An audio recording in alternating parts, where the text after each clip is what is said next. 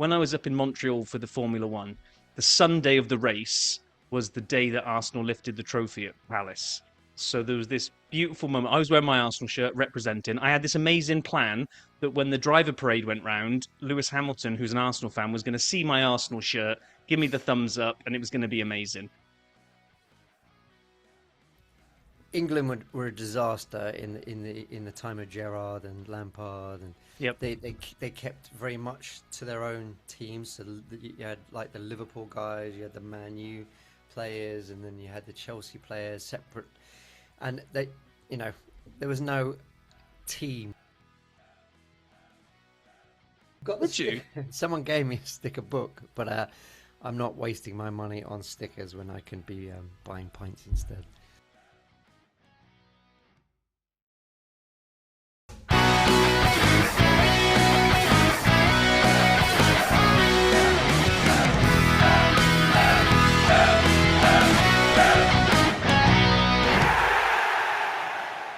Hello and welcome back to Random Fandom, the podcast where we pick a different team each week and follow them along. Although it's the end of the season and we were a bit lax towards the end, I'm going to blame myself here, John. I was away with work, then I went to Canada to watch the Formula One, and then I was away with work again. But in my defence, in the meantime, no Watford fan got in touch, so we didn't have a fan to come on from Watford anyway. Yeah, I think you were celebrating hitting the champagne too much, I think, for the Arsenal winning the league. So I do just need to say this before we get into the episode and share with the ladies and gentlemen what we're going to do this week and going forward for the next few weeks. But when I was up in Montreal for the Formula One, the Sunday of the race was the day that Arsenal lifted the trophy at Palace. So there was this beautiful moment. I was wearing my Arsenal shirt representing. I had this amazing plan that when the driver parade went round, Lewis Hamilton, who's an Arsenal fan, was going to see my Arsenal shirt, give me the thumbs up, and it was going to be amazing. Unfortunately, it rained and Lewis Hamilton was under a massive umbrella and didn't see anybody in the crowd, so none of that worked. But one of the mechanics that was sorting out one of the cars right in front of us, because we're in the grandstand, I'm there looking around. All of a sudden, I hear the words, Arsenal! And I look down, he's there, fist up, fellow Gooner, working on the pit lane. It's like, we bonded, it was better than Lewis Hamilton. Anyway, yes, I've been rather happy ending the 22-year drought. Now, you know this better than me because we've spoken about this on this pod. In fact, when you first came on as a guest and did Liverpool, you went through 30 years, didn't you, pretty much, from 1991 to, what was it? Was it 2011 or was it 2014? Was it 30-something? It was 30. No, it was 30. Yeah, so it was 1990 we last won it, and then we won it in the COVID season of 2019. Cheaper. So you had longer. You've had nearly an extra decade to wait. So here's me thinking I was hard done by for 22 years. You did a solid 30-year shift. So yeah. I mean, England caps all of that. Which I'm sure so we'll come on to. I was going to say that's foreshadowing as we look to head to the World Cup, but we've got to round out our season, and where better to start than our fantasy league. Should we do the top 10 and then focus on where we all finished? Which, spoiler, me and John didn't finish in the top 10 of our own league, but let's do it in. I don't know. We'll take it in turns. I'll start off. So in 10th. One of my neighbours that lives down the bottom of my street, Phil Murray, tea and soggy biscuits, came in 10th. Do you want to take us on to 9th? He had a good season, didn't he? Because Tottenham avoided the drop. Yeah, exactly. Big celebration for them, celebrating 17th back-to-back. Come on, John, take us on to number 9. Number 9, it's another Tottenham fan, Kirk Little. Who put me up as a soccer coach 20 years ago. Oh, nice. Yeah. So well done, Kirk. In at 8th, Executor Asmin with the Sleepy Jedis. Number 7, Avi Dubnov. He went down, unfortunately, this season, West Ham. So he's probably trying to forget all about the last season and focusing on England. I should imagine so. In at 6, Kevin Rose with Beast Mode. Number 5, Poets Day. This is Paul Schnedhead, big Norwich or Norwich fan, Norwich. as he pronounces it. So I'm sure he enjoyed Ed coming on and talking about Norwich then. Absolutely. Where are we? 4? Yeah, in at 4, Sam Collins, original Mungo Jerry, which now takes us into the podium positions. Well done, Sam. Big Everton fan. Number 3, this is your friend, right? Baby Yeah. Reindeer. Or Reinder. I can never pronounce that right. Yeah, it's the City player, isn't it? Play on words, I think. Yeah, that's my Rob mate Rob. Rob And Beaumont. and the reason I picked podium is because, yeah, he's a big Formula One and football fan. So I know him from Formula One life as well. So, yeah, so here we go. 2 to go. And this was tight. I mean, it was really tight for the top 3, maybe even top 4. I mean, Sam was on 2,275. Rob was on 2,286. And just getting second step, Chief Random Fandom Scout himself, who has probably brokered most of the guests to come onto this pod, Steve Edwards, Jack Army, 2,289 points. Solid total, but only good enough for the silver medal. Yeah, I think with a week or 2 weeks to go, the top 3 were all on the same points. They were all That's right. level. Yeah. It was so unbelievably close. So well done, Steve. Big Swansea fan. So But in here at we number go. 1, it is John McEwen, Obi-Wan Pasaka. Now, John is a friend of mine from way back in the day when I used to work in Prudential in Reading. Big up the Prudential Massive. He used to be in our office fantasy football that we ran, and he always did pretty well in that. Now, he can celebrate the title, but he's a big West Ham fan. So, to Mm. both sides of the coin. He wins his league, West Ham not so much. So his total was to win the league was 2,302. So where did we, the expert hosts, land? Let's just say that neither of us cracked the 2,000. I was close. My team, No Woman, No Kai, 1,959 points, and I finished in 16th, just squeaking ahead.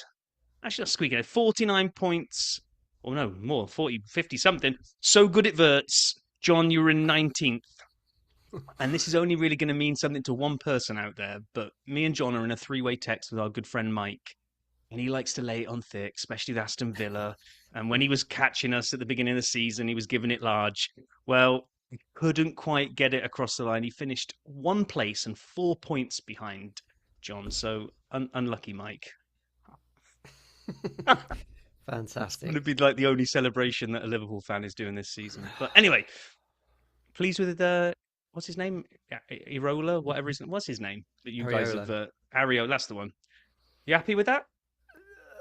I'm very disappointed with Liverpool not making a move for Alonso and not, if they're going to sack Slot, then get on with it and get Alonso in. Yeah. I mean, Ariola's a great manager. He worked wonders with Bournemouth, but I mean, he hasn't won anything. There's more question marks than I would like, but he's the manager, so I'm fully behind him for next season. But I think that Arsenal are such big favourites now. Like, or the top 6, I think, right, all changing their managers. So it's a big opportunity for Arsenal to It win back is. to back. I was going to say winning back to back is super hard, so I've got no expectation of it happening. But then the pragmatic side of me looks at it and goes, "Well, United have got to see how Carrick gets on in the first full season. City are going to be into the post Guardiola era, which ask United and Arsenal what happens after you have a long-standing manager disappear. It's difficult to follow in those footsteps. Chelsea have to see how Alonso goes because they'll probably sack him if he doesn't win his first 5 games on the spin because that's Chelsea. Yeah, I mean, who knows? We might not hit these heights again, but anywho, we're still doing it in the rearview mirror. So we also did an FA Cup journey, which we wanted to pick a team in the first round, and then we would keep supporting the winner of that round until we got all the way to the final and see if we won the final. So it all started back in round 1 when we picked Colchester to support against MK Dons. In our very first FA Cup game, we lost. MK Dons won 3-2, so we followed MK Dons. They beat Oldham in the second round, so MK Dons marched on to the third round. They went up against Oxford. They lost on penalties 4-3, so we supported Oxford against Sunderland. who promptly lost to Sunderland. So we supported Sunderland against Port Vale. Surely we're on a run now. No, the Giant Killers come in and Port Vale won at Sunderland, I think it was, to knock them out. Okay, great. Port Vale, on we go. We get Chelsea. We get hammered 7-0 in the quarterfinals against Chelsea. So now we're supporting Chelsea, which really pained me and John to be supporting Chelsea against Leeds. They won, so we carried Chelsea into the final, where we were promptly beaten by Manchester City. So we had a terrible run in the cup, really, John. The only team that won 2 games for us while we were supporting them was the MK Dons in round 2 and 3. Terrible, wasn't it? Well, Chelsea beat Leeds, so I guess. Yeah, that's it. 1 game. Yeah, They didn't win the next game against City. Their MK Dons were the only team that we ever got.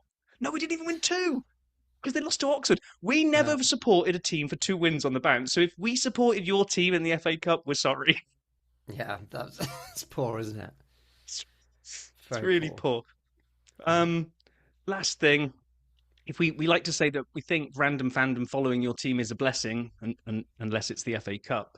Across this season, we had 14 teams that we followed. We got to up that next season. We got to get this a bit more regular now that we're into our stride, John. But anyway, we followed 14 teams, and on that first game that we were following, our season stats were played 14, won 8, drew 3, lost 3, 427 against 20, and 4 of those goals, Watford, looking at you. You lost 4-0 at home to Coventry on the last day of the season. So just as well we didn't have a fan on. Yeah. I'll be shouting at them. We're more often than not a blessing when we pick up a team, John. We are. I mean, we're definitely a league team, aren't we? We're not a cup team. That's right. Which could be bad news for the World Cup team that we're about to pick in a minute. So if whatever nationality you are, you want to pray we don't pick your... We're obviously following England, but we're going to pick another team as well. It's a given. And the US. We're going to follow the US and England and a random, right? And a random, yeah. US for where we live, UK for home, plus a random. We've got 3 horses in the race. Yeah. Probably not that great a chance we win it unless we get lucky in the random teams. So... Well, I think the place to start, John, we did this a while back when we kind of looked at what we thought Tuchel might pick, and we haven't spoken about it since he did it. So I thought we could take a look at the final squad, sort of say whether we would have or wouldn't, or who else might have got into ours. And then I was going to basically throw you under the bus a little bit, being as you're the professional coach here, and ask for your opinion on some stuff. So, just get prepped for that. So, all right. Goal is, I don't really think there's much debate here, but Pickford, Henderson, and Trafford. Anyone you wouldn't have taken or would have taken instead? I think Pope could be a little upset he didn't make the top 3, but no, I'm pretty happy with that. I was just looking at I took this from the ESPN website, that rather than tell us the club teams that any players played for, they felt it was more important to include the height of each player. Well, for goalkeeper, I get that. Well, no, but for all of the positions. Oh, so strange. I didn't realise that Pickford, and he's going to be our number 1, but he's our shortest keeper of the 3 that have gone. 6'1". Yeah. Dean Henderson 6'2". James Trafford is a giant. He could play basketball. He's 6'6". Blimey, I didn't realise that. I didn't realise that either. Okay, so in defence, this is the one where there's obviously some questions. So we've got Stones, James, Byrne, Conser, Gaya, Spence, Quansah, Livramento, and O'Reilly. I'm going to jump straight in and just say, like we discussed last time, what did Trent Alexander do to Tuchel to not get on the plane? They definitely had a falling out. I think that what he's done is he's chosen his best 11 and then said, right, we're just going to make sure that this is the most harmonious squad in the world. And he's picked whoever is going to complement that first 11. So England were a disaster in the time of Gerrard and Lampard, and they kept very much to their own teams. So you had like the Liverpool guys, you had the Man U players, and then you had the Chelsea players separate. And there was no team. We just weren't a team. There was no team cohesiveness. So Southgate got rid of all of that. So you have to give Southgate massive, massive praise. And I Yeah. don't think it was a coincidence that England, did well in the tournament, got really far because he brought a team ethic and a team togetherness that we haven't seen before. But I think Tuchel might have taken this a step further in the fact that now he's really picking the first 11 and then making it completely harmonious around that first 11. And it's the one thing I know everyone's looked at the squad and go, oh my God, what's he doing? There's no Foden, there's no Palmer, there's no. Well, we'll But get there. We'll the get there. the Hold your the fire. the more I've thought about it, the more I am warming to what he's picked, and you we don't see these people train. We don't know what No. their egos are like. We don't I was going to know. say, this is a very long answer to the Trent question. Do you think he brings a Mm, bit of ego baggage with him then that yeah, Tuchel's, I yeah? I do, and him What and about Harry Bellingham, I Maguire? think, I him and Bellingham are, I think, a problem together, and he has Oh, separated them to get the best out of Bellingham. Is what I've heard, rightly or wrongly. So, again, so sorry for the long answer, but that's I think okay. it's very, very relevant, not just for Trent, but for all of the odd picks that we're like going to be like, well, why, head scratchers. I think that all falls into this, and he wants the people he drops. They're not going to be sulking around the camp. They're not going to be bringing the mood down and spoiling So, what could be a okay, great, yeah, team let, team let's bonding. let's pick into that then, because I like what you're saying there. So you think maybe, because a lot of people saying it was Dan Burn or Harry Maguire. You Mm, think Dan Burn, this is going to most likely be, well, it will be his only shot at World Cup here because he's 34. He's not coming back mm, at 38 no, for a next World Cup. Do you think he's no. in there as morale, good team spirit, is just happy to be on the plane, and Maguire maybe not guaranteed first choice in the 11 would be more of a distraction then? You think that's why? Because Maguire, as much as I don't like him, he did come to form under Carrick and he ended the season pretty well. Relatively speaking, yeah. I mean, I can't see Burn playing, and I can't see Maguire playing. So you know, I don't know because I don't get to see these players. I don't know what they're like around the squad. Maybe Maguire might have been taking it harder not being in the team. I don't know. It's hard to Yeah. comment, but I'm going to trust Tuchel. He is our manager, and he gets to watch all the players. He's tactically sound, so I'm going to put my faith in him, trust in him, that he's got this squad spot on. So this is the biggest area for me in the squad, the midfield, where you really have to lean into that faith, right? So we've got Mm. Jordan Henderson in there, I believe, just for dressing room leadership. I don't think Yeah. Henderson is going to play many or maybe any minutes, depending on scoreline. Maybe if we're winning a game quite well in the group stage, he closes a game out, maybe. Then we got Declan Rice, who I will say, along with Morgan Rogers, maybe Elliot Anderson, Bellingham, probably pick themselves. There were no shocks there. Eze, I think he goes, but I'll come back to that one in a minute. Mainu, I was really glad to see him get on board. Once Carrick came in, he was trusted again in midfield, and I thought he put some quality performances in midfield. Um, Eze has really gone as the other creative, as well as Rogers and Bellingham, but like you just mentioned them, Palmer and Foden.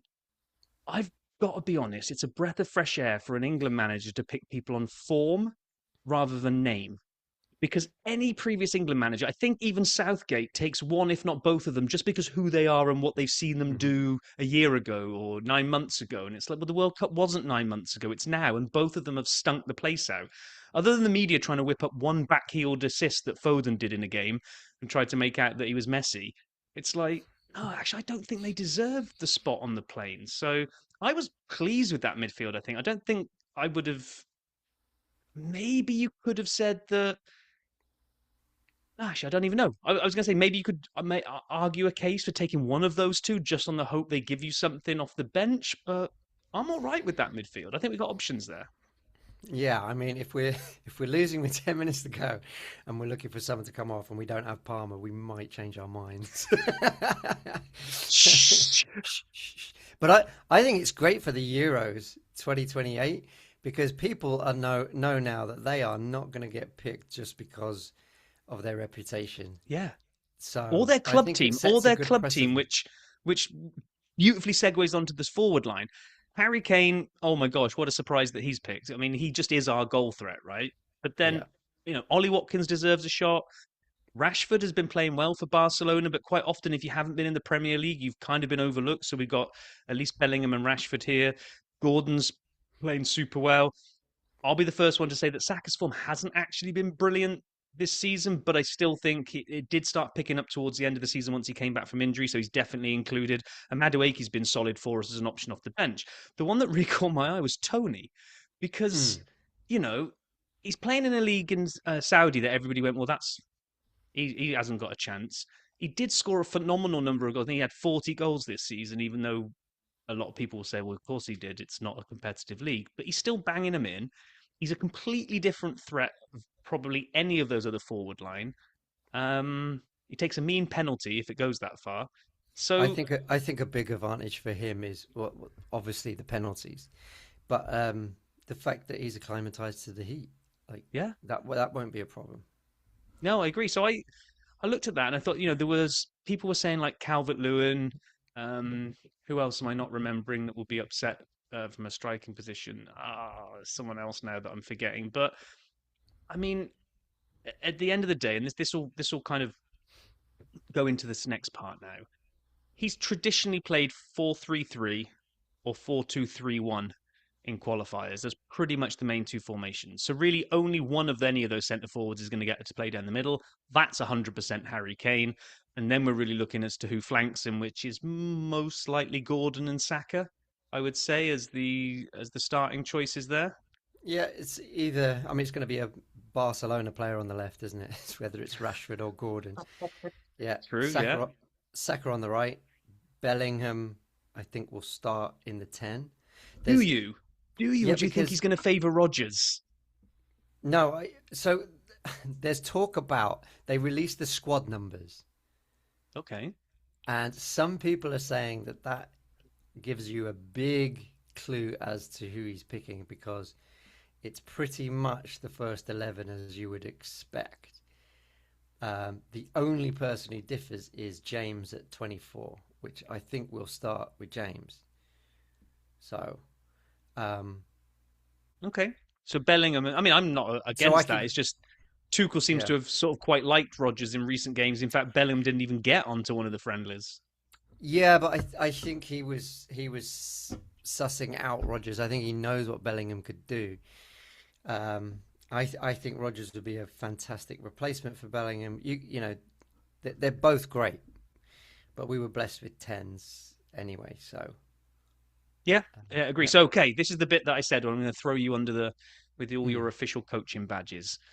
You're taking charge of the England squad for New Zealand this weekend, I think, and then Costa Rica in the midweek. The last two friendlies before the World Cup.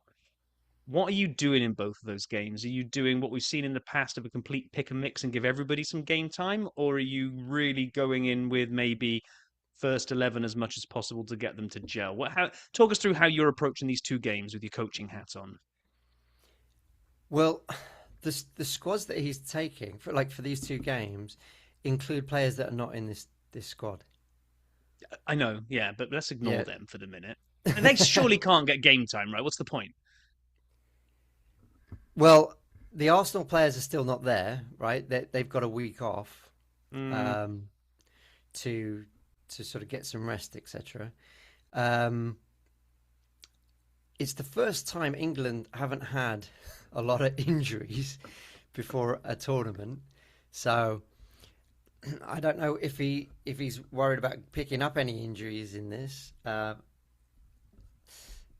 If he plays a full team, you're risking injuring players before, but as you say, you want to get them gelling. You could argue you've had time to do that. Um, so you could play your full team. what are you Um, doing, John? Come on, you're running this team. You're going if into New I was Zealand. running it, Yeah, you're running it. What are you doing for New Zealand? I'd probably play a pretty strong full team to get them gelling. Um, give him a good run out. I'd make some early substitutions because you don't want them playing full 90 minutes. Yeah. Um, you'd be working with the fitness coaches more than anything to make sure that you're, you know, that it's all worked out how many minutes they should be doing, worked in with their injuries, what the you know, there's a million and one things that you got to be watching. So I'm sure they've all got their how many minutes they're prescribed, and they'll be sticking to that. It's all data driven now, isn't it? So Yeah. With massive fingers crossed for, like you say, no injuries, because I think it was I see Billy Gilmore got injured in a friendly for Scotland, didn't he? And he's ruled out of the World Cup now. So yeah, yeah. so they're like, Fletcher's so taken his place, isn't he? that's So right. So I mean, that's just got to be a nightmare for your heart goes out to someone like Gilmore, because like you're weeks away from the World Cup in some nothing friendly just to get the match sharpness in or keep the fitness levels up, and then you go and do some apparently kind of fairly innocuous sort of fall, and there you go, World Cup dream over until next time, hopefully, if they qualify next time round. But yeah, so no, I agree with you. I'd like to see. I like to see these friendlies before a World Cup not be a complete waste of time, not just be going through the motions. But I know what you mean about you can't play the first 11 for both games all the way through 90 minutes both. You've got to do some rotation. But it's the periodization would be the buzzword. Just making sure that they're fit, they're getting minutes, but not overworked. So yeah, so we get the World Cup kicks off on July the 11th, which is 9 days' time, I think it is. Thursday, June the 11th. England don't play until the 17th. We've basically got almost a week of the World Cup to wait before we play Croatia. When's USA's first game? I was just taking a look at this. They're Friday the second day. 12th, so Paraguay. Hmm. So what we'll do is we'll try and get like a weekly pod in to kind of review how the teams that we are following go on. So like we said, we know we're going to be following England, of course. We're going to follow the US as well, but we've got to do a little bit of random fandom and throw something in. So cranking up the World Cup version of the supercomputer, which will sound exactly the same as the normal one, but just pretend it was a special World Cup edition. Here we go. Who do we get?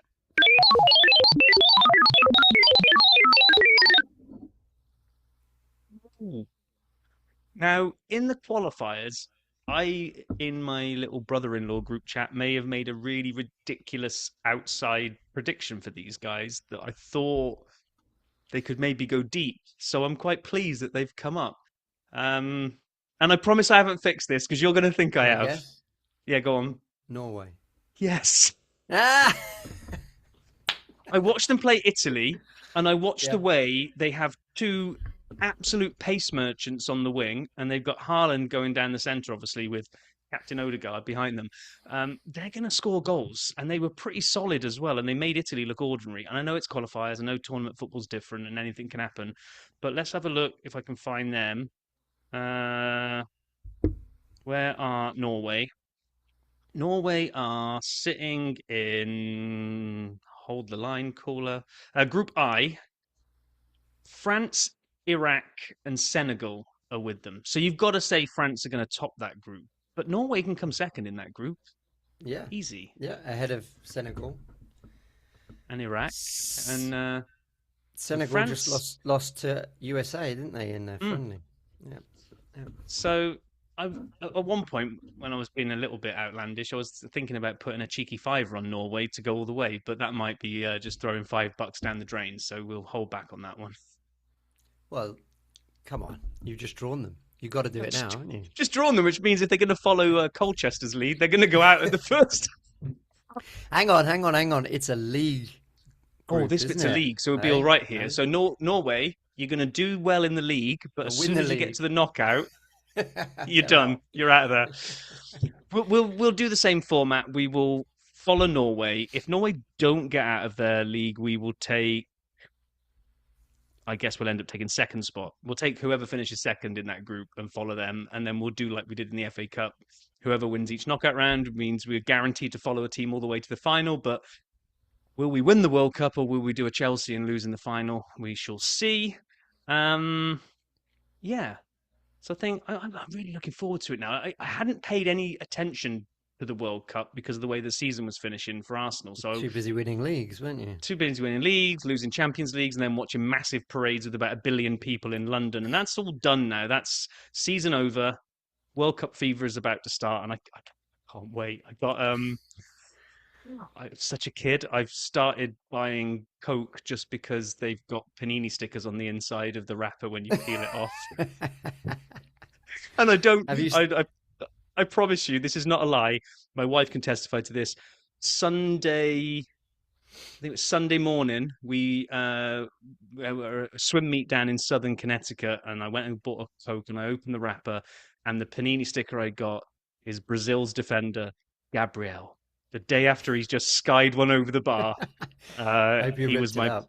He was my. No, yeah, God, come on, in it together all the So way. have you got your Panini book? Sticker No, I book? didn't. I haven't done that since 1996, Euro 96, Yeah. at university. Me and my buddies thought it was a really hilarious idea to spend some of our student loan on buying. We went to a newsagent and bought like 5 boxes of panini stickers, sat on the floor watching one of the England games with beers, opening all these stickers. It wasn't as fun as it was as a kid when you only had a No. few stickers and you were doing swapsies in the playground. We just sat there for hours opening stickers and sticking them in a book. Lesson learned, huh? I can't remember who the player was that we ended up with about. I think it was one of the Czech Republic guys. We ended up with about like 17 versions of him. Like there was always that one sticker as a kid that you always had. When I collected Panini 88 or whatever it was, 89 maybe. Perry Groves was the one from Arsenal that I had about 5 duplicate, and nobody wanted him because everybody had got Perry No. Groves. Like they printed extras. No one, no one wants a Perry Groves. Yeah. What about you? You gonna collect them? Or I've did got you the ever book. collect them? I've got the Would you? Someone gave me a sticker book, but I'm not wasting my money on stickers when I can be buying pints instead. That's a good point, which we might Yeah. do quite a bit of during the World Cup. Maybe get Mhm. together and have a few beers watching the games. Um, yeah, so I think that's that. I think we'll be back soon, and we're going to try, like I say, to do this regularly during the World Cup. And then maybe as we look ahead, once we get the other side of the World Cup and we then start looking forward to next season, we might need to shake up our format, John, so that we don't hit these weeks when we don't find anyone. I was kind of thinking, and I haven't run this by you before, so we'll do it live on the pod. I'm thinking maybe we just like draw 5 teams a week and then just that gives us like 5 times the chances of finding a fan. First person to get in touch, we pick that team and away we go. Just up Sounds the. good. Sounds I like good. that. Yeah. Or people can get in touch with us outside of the season, and so we can line people up. Maybe. Yeah, Yeah. yeah. I So mean, let us if know. people want to get in touch with teams that they support, it doesn't matter if they've been on this before, because like we've always said before, everyone's story is different. So even if we drew, who do we have recently? Norwich. Let's say we drew Norwich out the hat again. No one's story is going to be the same as Ed's. You've all got your own unique stories. So if you do want to come on and chat about your team, you can let us know. Otherwise, we'll just keep the random element going and fire up the supercomputer. But with that, I think we'll call that a day for this week and get ready. We'll probably do another one on the other side of the 2 England friendlies where we've either won them both and we're going to be ridiculously optimistic that we're definitely winning the World Cup, or we will have limped through them and we'll be full of woe that we're going to go out in the group stage. So, yeah, can't wait for that. Yeah.